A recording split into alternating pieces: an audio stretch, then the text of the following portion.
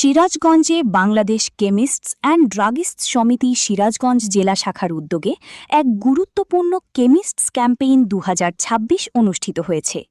অনুষ্ঠানে সভাপতিত্ব করেন বাংলাদেশ কেমিস্টস অ্যান্ড ড্রাগিস্টস সমিতি সিরাজগঞ্জ জেলা শাখার সভাপতি মোহাম্মদ ফখরুল ইসলাম রাকিব।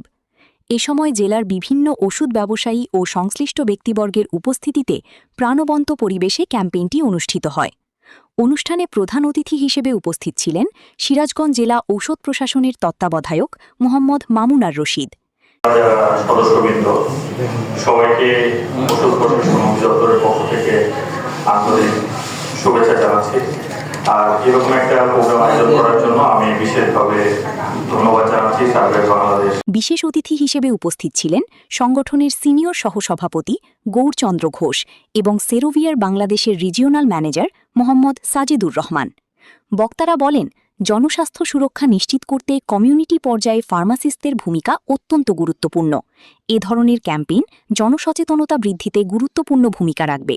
ভবিষ্যতেও এ ধরনের কার্যক্রম অব্যাহত রাখার প্রত্যাশা ব্যক্ত করা হয়।